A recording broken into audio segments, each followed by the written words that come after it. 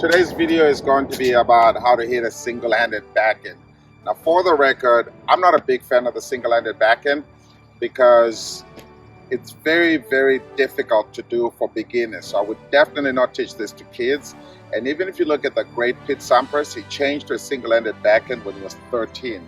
And you look at the top 100 players in the world, 9 of them have a single-handed backhand. But with that said, if you still want to hit a single-handed backhand, one of the things you need to focus on is the grip. Looking at your hand, the base knuckle, the index knuckle right at the back, and then put a mark at the base of your palm. Draw a straight line.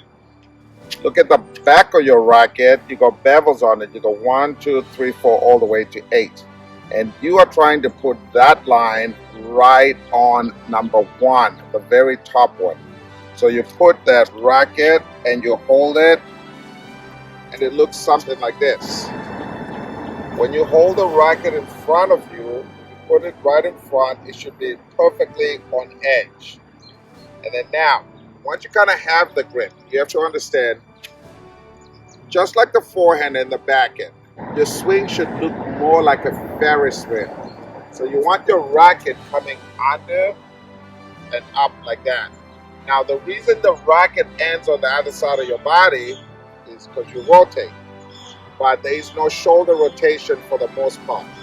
So this one, it should look like toss the ball.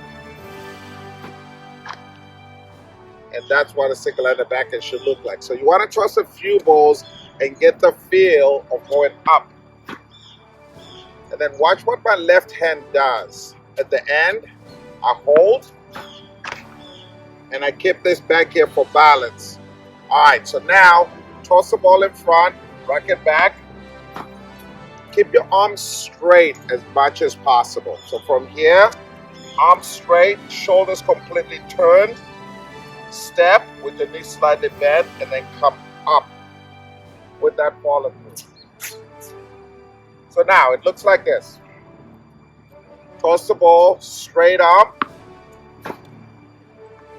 and hold that follow through. Now the ball is going to go straight every time you do that. And hold that follow through. If I want to go cross court, instead of changing my contact point, I'll change my footwork. So down the line, I'll go like this. And I'll stand right here.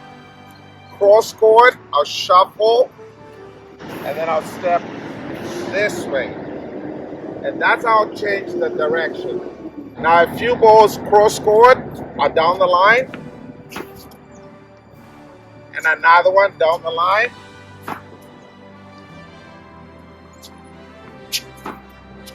And then now you gotta get a view from behind.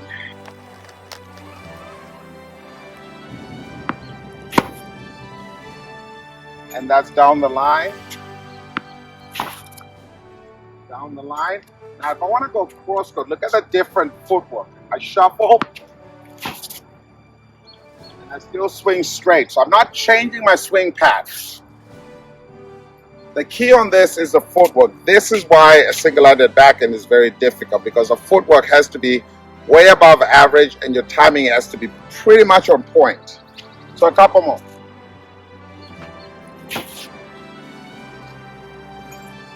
Cross court. Look out, notice how my knees kind of go down and then up. And that puts that little extra from down when my knees are down. And then when I straighten my knees, the ball goes up. So I get a little bit more topspin. Knees. Again, down and up. You're still going straight up on this. Straight up, then the shoulders turn. So there's hardly any shoulder rotation. So when you see it looks like this, that's not part of the shoulders, and that was not, I didn't plan for that, but that was a total shank because I rotate my shoulders too much on that one. And that's how you hit a single-handed backhand.